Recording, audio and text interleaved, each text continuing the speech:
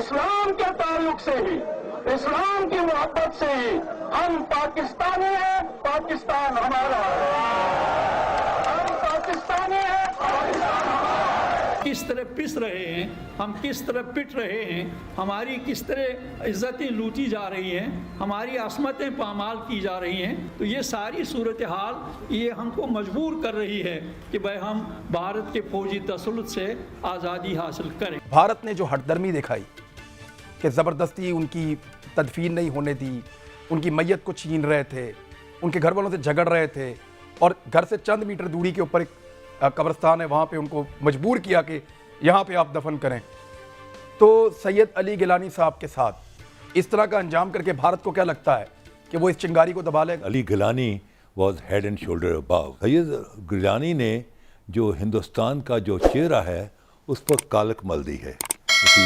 और आज हेल गांधी भी कहता है कि जिस हिंदुस्तान के लिए गांधी और नेहरू ने सारी उम्र लगा दी कि उसका इमेज एक डेमोक्रेटिक और अपना एक लिबरल इमेज बने ऐसी, वो इस शख्स जिसका नाम मोदी है उसने वो दोनों इमेज जो हैं वो उसने टार्निश कर दिए थी। अल्लाह ताला उनको गरीके रहमत करे और करवट करवट फूलों की सेज। भारत की असेसमेंट ठीक है कि 4-6 दिन दबा के रखो, अली गिलानी भी चले गए, हम दोबारा कंट्रोल कर लें। क्या ये इन चीज़ों की धूल क्या बैठ सकती है या इसके असरात होंगे और नजर भी आएंगे? इंडिया बार बार ऐसी गलतियां करता है जिससे कि जो कश्मीर की जदोजहद आज़ादी है इसको जला मिलती रहती है। यानी ये ऐसा मसला था जिसको सियासी तौर पर 75 साल में इंडिया जैसी बड़ी मुल्क को और जमहूरियत को, जो क्लेम करती है कि वो जमहूरियत है, उसको रिजॉल्व कर लेना चाहिए था। पाकिस्तान के साथ मिलके करता, कश्मीरियों के साथ मिलके करता, बातचीत के जरिए करता, लेकिन वो इतना खौफजदा रहा है इस कश्मीर के मामले से क्योंकि वो गिल्टी था, वो कसूरवार था, उसके दिल में एक चोर था इसके बारे में और इस चोर से वो हमेशा डरता रहा और खौफ करता रहा। अच्छा, इसकी वजह से कश्मीर का मसला जो है ये कभी खत्म नहीं हो पाया। कश्मीर का मसला अगर इन्होंने कोशिश की भी तो सैयद अली गिलानी उसको अब तक ले आए, उसके बाद बुरहान वानी की जनरेशन आई, उसको हैंड ओवर कर दिया, बीच में यासीन मलिक वगैरह आ गए, हुर्रियत के मुख्तलिफ लीडर्स आ गए, मीर वाइज हैं। कहने का मतलब यह है कि मीर वाइज, ये सब के सब उनकी कोशिश तो होगी कि जो ऊपर टॉप लीडरशिप है इनको इस तरह दबा दिया जाए। मिसाल के तौर पे अली गिलानी साहब 92 ईयर्स की एज में गए हैं, अब यासीन मलिक को उन्होंने कब से कैद करके रखा हुआ है, शबीर शाह उनके साथ कैद हैं किसी जगह के ऊपर। इसी तरीके से इनकी कोशिश है कि ये सारे फेड आउट हो जाएं। जब ये फेड आउट हो जाएंगे तो फिर शायद जो अगली जनरेशन है उसको हम दबा के कोई इकोनॉमिक जबर के साथ, कोई फाइनेंशियल जबर के साथ शायद हम उनको चुप करवा लेंगे। मेरा अपना ख्याल ये है कि ये जो हरकत की इन्होंने कल के दिन के अंदर, जिसमें कि उनको उनकी मर्जी की तदफीन नहीं मिली, उनका जनाजा उस तरीके से नहीं पड़ेगा जो उनका हक था, कश्मीरी उसमें शामिल नहीं हुए, तो इसने साबित क्या किया कि भारत अपने इनसे तो खौफजदा था ही था, कश्मीर के मामले से तो खौफजदा था ही था, अब वो अगली जनरेशन से भी खौफजदा है कि ये चिराग, ये जो शम्मा है उन तक ना पहुंच जाए। तो मेरा अपना ख्याल है कि भारत और कमज़ोर हुआ है कल और आज के बीच में। अली गिलानी बहुत बड़े हो गए हैं और भारत और कमज़ोर और मेरे ख्याल में बहुत मजबूर नज़र आने शुरू हो गया। जनरल साहब, अगर अफगानिस्तान में तालिबान को एक नमाज जनाजा ना होने देते इस तरह से और कुछ इस तरह की सख्ती करते किसी एक जगह पे, तो क्या आलमी मीडिया ऐसे ही रिपोर्ट कर रहा होता है जैसे इस वक्त खामोश है? और क्या आलमी रहनुमा उसके ऊपर बात ना कर रहे होते जैसे कि इस वक्त खामोश हैं? यानी बरतानिया, अमेरिका, यूरोपीय यूनियन, अक़वाम मुत्तहिदा, किसी को नज़र नहीं आया कि कौन चला गया इस दुनिया से और वो कितना बड़ा आदमी था एक पूरी कौम के लिए, और उसके साथ उसके इस दुनिया से जाने के बाद जो ज़्यादती हुई और जिस रियासत में की। यानी अगर तालिबान छोटा सा एक डंडा मार देना इस वक्त किसी औरत को गुजरते हुए या कोई इस तरह की छोटी सी हरकत कर दें तो आलमी खबर बने। कश्मीर में एक तो खैर वो 70-72 साल से जो जुल्म हो रहा है वो हो ही रहा है, लेकिन जब से इन्होंने आर्टिकल 370 को एब्रोगेट किया उसके बाद हो क्या रहा है, सवाए ह्यूमन राइट वायलेशन के और तो वही कुछ नहीं वहां। उसके बाद तो हजारों के हिसाब से खास तौर पे जो हुर्रियत के लोग हैं वो तो जेलों में पड़े हुए जी, हजारों के साथ, और उनके लवाकिन को पता नहीं है कि इनको किस जगह किस जेल पे डाल दिए, क्योंकि उनको जाके भारत की जेलों में बंद किया, कश्मीर की जेलों में तो नहीं है।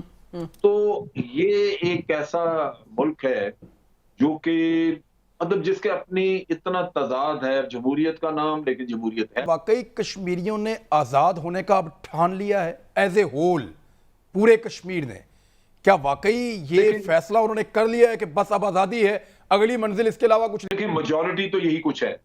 इस पूरे खित्ते में अगर कोई मसला अब हल तलब रह गया है पूरे रीजन के अंदर, तो वो मसला कश्मीर है। बाकी तो सब तकरीबन रिजॉल्व हो गया। तो अल्टीमेटली सबका फोकस इधर होने वाला है, आज नहीं तो कल। काराबाग का इशू वो खत्म हो गया, अफगानिस्तान का इशू ऑलमोस्ट खत्म हो गया, आपके दीगर छोटे मोटे इशूज, इराक से भी फौज निकल जाएगी इस साल अमेरिकन। तो ले दे के खित्ते में दो चीजें ही रह जाएंगी, फलस्तीन या कश्मीर। फोकस शिफ्ट होगा आपके ख्याल में? आलमी फोकस करना पड़ेगा अल्टीमेटली, वरना यूएन को खत्म कर दें फिर बैठे ही क्यों?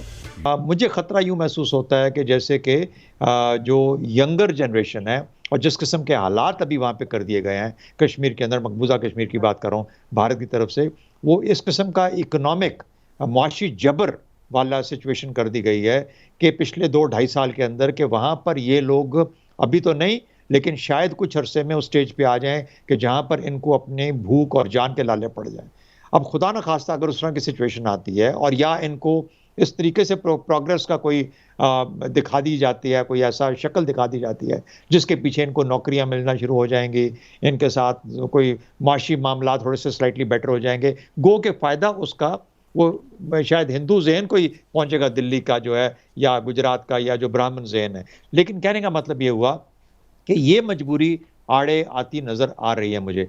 पाकिस्तान या दुनिया भर में वो लोग जो कि कश्मीरियों के बारे में आज भी फिक्रमंद है, उनको सबसे पहले ये डिटर्मिन करना है और ये देखना है कि ये वाला जो एक पत्ता रह गया ताश का, ये इस्तेमाल ना हो मकबूजा कश्मीर के अंदर। हमें इसके ऊपर कुछ ना कुछ काम करने की ज़रूरत है। वो क्या हो सकता है? कोई फंड बनाया जाए, कोई तरीके से उनको सपोर्ट किया जाए, ये मेक श्योर किया जाए कि वो जो आबादी है 7, 8, 10 मिलियन की, उसके साथ ये जुल्म और जबर ना रवा रखा जाए। साथ ही साथ ये जो खून की सेंचने का, खून के थ्रू सेंचना है आज़ादी की जद्दोजहद को, उसको भी कायम रखने की ज़रूरत है। वो कायम रहेगी तो देखिए हम एक आज़ाद मुल्क है पाकिस्तान जो है 74-75 साल में, इसके बावजूद हर दूसरे हफ्ते में या हर हफ्ते में 2-3 मरतबा हम खून देते हैं, सेंचते हैं ज़मीन को, तब आज़ादी कायम रहती है। ये जो आज़ादी की तहरीकें होती हैं ये खून के साथ कायम रहती हैं, खून देना पड़ता है। तो ये जो एक मादा है, ये जो एक रविश है, ये जो एक तरीका है, इसको भी वो लोग डैम्पन करना चाहें। कितना बड़ा नुकसान है आज़ादी कश्मीर की तहरीक जो है वो तो आज यतीम तो हो ही गई कि इतना बड़ा लीडर, इतना बड़ा मौक़िफ़, लेकिन अब होना क्या? देखिए, सिर्फ कश्मीर का लीडर नहीं, मैं समझता हूँ कि उम्मत मुस्लिमा में चंद एक शख्सियात हैं जो ऐसी पैदा हुई हैं आज तक, गुज़श्ता तकरीबन 100 साल की तारीख के अंदर, कि जिन्होंने अपने मौक़िफ़ के साथ इतनी वफा की हो और जिनका मौक़िफ़ इतना क्लियर हो। मैं ख्वाब देखता हूँ कि कश्मीर पाकिस्तान का हिस्सा बने और पाकिस्तान की क़यादत कश्मीरियों के हाथ में। वाह, कितनी बड़ी क़यादत होगी। 70 साल जिन्होंने खून दिया, 70 साल जिन लोगों ने 1 लाख शहीदों के नजराने दिए, वो उनके और वो हक बनता है उनका। हमें तो तोहफे में मिल गया है पाकिस्तान। भारत यह तस्लीम करे कि कश्मीर एक मुतनाज़ा इलाका। दूसरा, तमाम सिक्योरिटी फोर्सेज हैं उनको कश्मीर से निकाल दिया जाए। नंबर 3, तमाम सियासी कैदियों को रिहा किया जाए।